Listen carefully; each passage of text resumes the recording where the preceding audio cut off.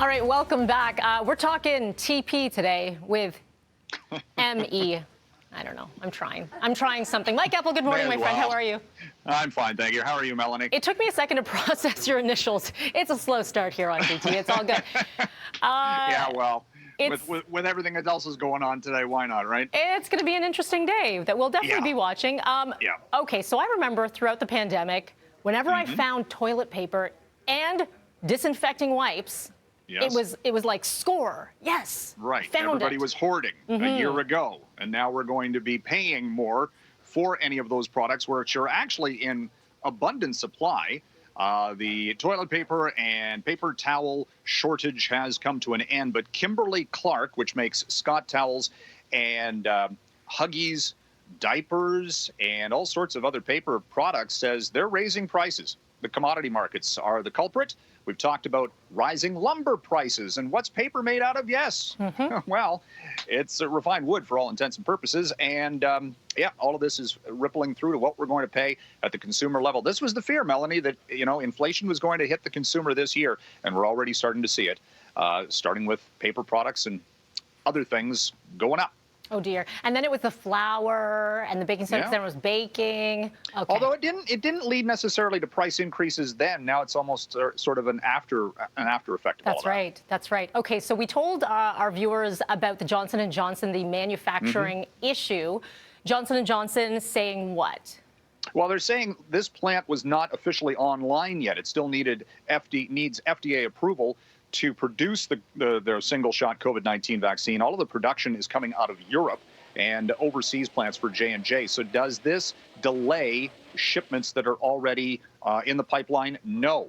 So that's the good news. Still, they're dealing with this. They were hoping to really ramp things up at this Baltimore facility, had a bit of a hiccup, and now have to kind of restart the process and then get, again, U.S. regulator approval to get those vaccine doses off the assembly lines. And that's frustrating. I know a lot of Canadians are saying, hey, we're waiting on this, and that's the single shot, right? Yep. And a lot of people are anticipating the single shot. Okay, price for gas going up or is up. Yes, it is. What's going on? 3 cents. 3 cents, and it's all about carbon taxes. As of today, the carbon tax is going up. Next round of that, and it is, I think, 2.5 cents plus.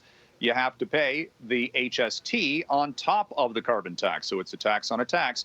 But we haven't seen that much activity actually in the oil trade. Today's gain related to the higher price at the federal level for carbon levies. Markets close tomorrow. We've got Good Friday, and then we move along to Easter Monday. So what are you going to be looking to with numbers? Well, actually, tomorrow we're going to get, strangely enough, the U.S. unemployment statistics for the month of March, and they're going to be really good. So we'll see the effects of that next week. But, the first quarter this year has been really good. The TSX up more than 7%. The Dow up by almost 8%. And then you've got those outliers, the things we talked a lot about. Bitcoin up 103%. It's at $59,000 U.S. this morning. GameStop up 907%. Yes, the meme stocks.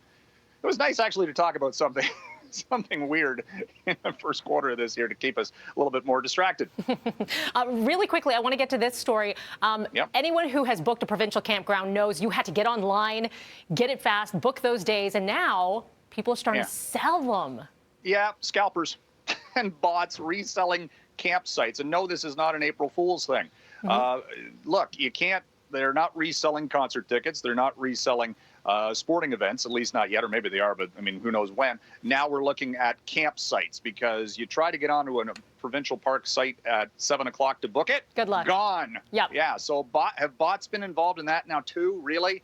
So Ontario Park's probably going to have to look at that and tighten the system to make it fair and equitable. You can book the entire month and then give cancel spots back, right? Yeah. So they got to probably work at that to make it a little bit more fair for those of us who want to get to the great outdoors. My goodness. All right, Mike, have yourself a great Easter long weekend. We'll talk to you again on Monday. Thank you. Take care.